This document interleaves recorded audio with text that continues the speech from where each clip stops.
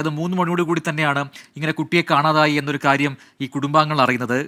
ഈ പറയുന്ന തിരുവാങ്കുളത്ത് നിന്നും അവിടുത്തെ അംഗൻവാടിയിലേക്ക് പോയി കുട്ടിയുടെ കല്യാണി എന്ന് പറയുന്ന 3 വയസ്സുകാരിയുടെ അമ്മ തന്നെയാണ് കുഞ്ഞിനെ കൂട്ടിക്കൊണ്ടുപോകുന്നത്. അമ്മയ്ക്ക് ചില മാനസിക പ്രശ്നങ്ങളുണ്ട് എന്ന് അവിടുത്തെ കുടുംബാംഗങ്ങൾ പറയുന്നു. പക്ഷേ പഞ്ചായത്ത് അംഗവും അവരെ അടുത്തറിയാവുന്ന പഞ്ചായത്ത് അംഗവും പഞ്ചായത്ത് പ്രസിഡന്റ് അടക്കം പറയുന്നു, തിരുവാണൂർ പഞ്ചായത്ത് അംഗവും പഞ്ചായത്ത് പ്രസിഡന്റും പറയുന്നു അങ്ങനെ വലിയ മാനസിക പ്രശ്നങ്ങൾ അവർക്കില്ല എന്നുള്ളതാണ്. എന്തായാലും അംഗനവാടിയിലെത്തി കുട്ടിയെ കൂട്ടിയിട്ടുണ്ട്. ആ കുട്ടിയെ കൂട്ടിക്കൊണ്ടുപോകുന്ന തിരുവാങ്കുളത്തെ ദൃശ്യങ്ങൾ നമ്മൾ ആദ്യഘട്ടത്തിൽ കാണുകയും ചെയ്തു.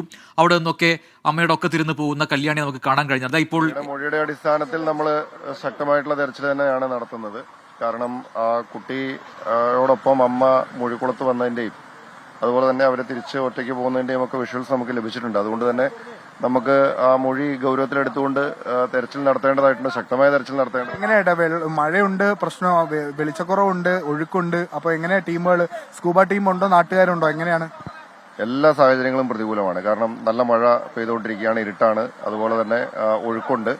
അപ്പോൾ നമ്മൾ പക്ഷേ സ്കൂബ ടീമും അതുപോലെ തന്നെ നാട്ടുകാരും നല്ല രീതിയിൽ സഹകരിക്കുന്നുണ്ട്. നമ്മൾ സാധ്യമായ എല്ലാ മാർഗ്ഗങ്ങളും ഉപയോഗിച്ചുകൊണ്ടിട്ടുള്ള തെരച്ചിലാണ് നടത്തുന്നത്.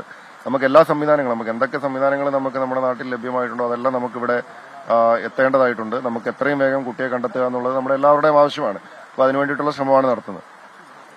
പ്രജിൻ, അങ്ങനെയാണ് എല്ലാ സംവിധാനങ്ങളും ഒരു നാടൊന്നാകെ ആ കുട്ടിക്ക് വേണ്ടിയുള്ള തെരച്ചിലിനാണ്, ശക്തമായ തെരച്ചിൽ. അതായത് എല്ലാ ഘടകങ്ങളും പ്രതികൂലമാണ്. ഇവിടെ മഴയുണ്ട്, കനത്ത മഴയുണ്ട്, ഇരുട്ടാണ്, ഒന്നും കാണാൻ പറ്റാത്ത സാഹചര്യമുണ്ട്. പക്ഷേ അതിനെല്ലാം മറികടന്നുകൊണ്ട് ആ കുട്ടിയെ കണ്ടെത്താൻ എന്തെല്ലാം സൗകര്യങ്ങൾ നമുക്ക് ഉറപ്പാക്കാനാകുമോ അതെല്ലാം പോലീസിന്റെയും അതോടൊപ്പം ഫയർഫോഴ്സിന്റെയും മറ്റ് സർക്കാർ സംവിധാനങ്ങളുടെ ഒക്കെ ഭാഗത്തുനിന്ന് ഉണ്ടാകുന്നു. ആ കുഞ്ഞിനെ കണ്ടെത്താൻ വേണ്ടി നാട്ടുകാർ ഒന്നാകെ നിൽക്കുന്ന ഒരു കാഴ്ച. അതായത് ഈ പാലത്തിന്, മുഴിക്കുളം പാലത്തിന്റെ മുകളിൽ ഒരുപാട് പ്രദേശവാസികളുണ്ട്. ഈ വാർത്ത അറിഞ്ഞ് പിന്നാലെ തന്നെ അവർ എത്തിയതാണ് അവരെല്ലാവരും.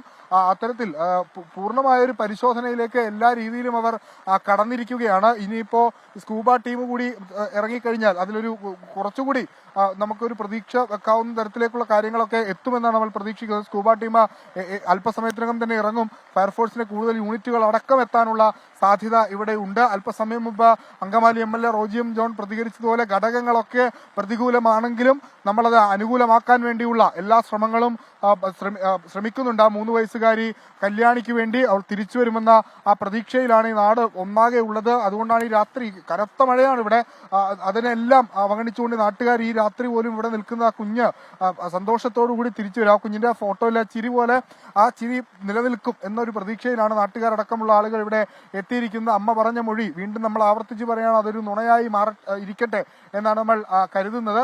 വിശദമായ പരിശോധനകൾ, തുടർ CCTV ദൃശ്യങ്ങളും ഇപ്പോൾ പരിശോധിക്കുന്നുണ്ട്. അതായത് നിലവിൽ ലഭിച്ച CCTVകൾക്ക് പുറമെ കൂടുതൽ CCTVകൾ ലഭ്യമാകുമോ എന്ന പരിശോധനയും ഇപ്പോൾ നടത്തുന്നുണ്ട്.